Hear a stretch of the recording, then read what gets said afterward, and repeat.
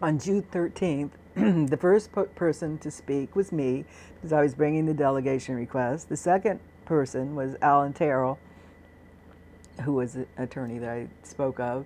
And the third person that spoke was Charles Foreman. Charles Foreman is Hamilton Foreman's brother. He's also rich, not as rich and not as politically involved, but equally a fundamentalist Christian lowlife, in my opinion.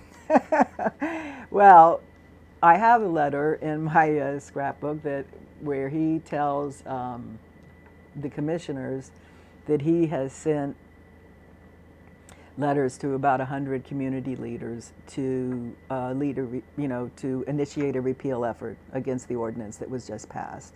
So the day after the ordinance was passed, the fight to save the ordinance began.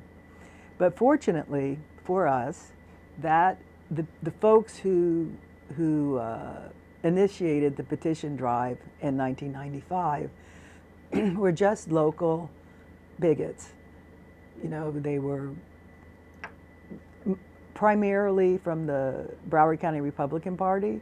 They were not particularly politically sophisticated, and they believed, based on the fact that the attempt to have gay rights a few years earlier had been defeated at the polls, that it would be a simple matter to get the 46,000 signatures necessary on petitions in order to force gay rights to a vote.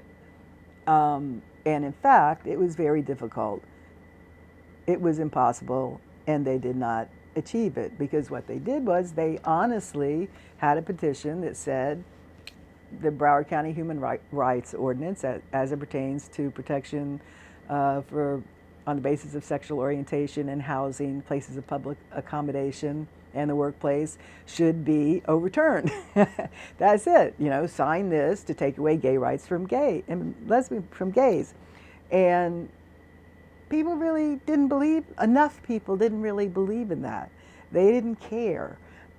We did mount a very strong campaign. We hired Richard Giorgio as the political consultant, who had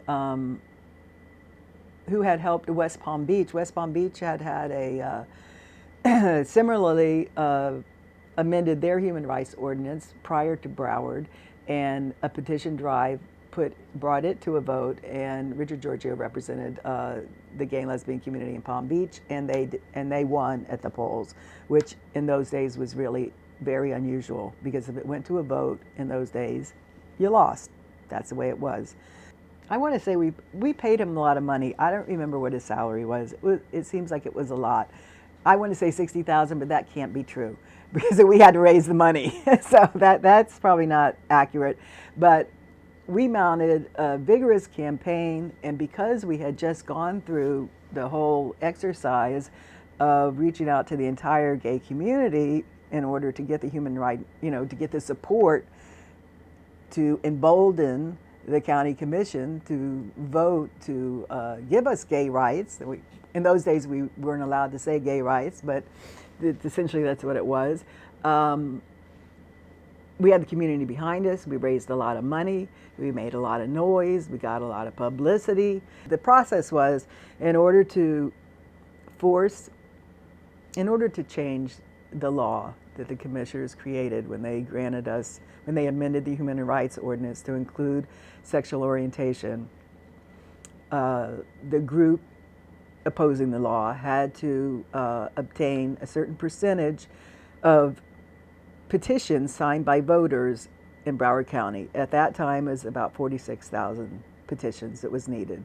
That's a lot of signing. We raised a lot of money. We did a lot of fundraisers, and we had state-of-the-art everything. We did polling. We artfully crafted our message. We emphasized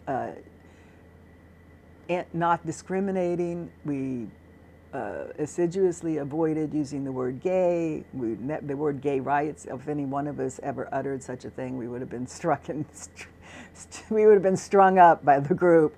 And in fact, again, I was chosen as to be the public relations person and the only person who was supposed to talk to the media because I was a woman and I looked straight enough. Yeah, I was still wearing skirts in those days. It was a good exercise and I learned a lot, but in the end, we won without much ado. It really was, by the time March came around, we pretty much knew that no way they were going to have the signatures, and in fact, they didn't.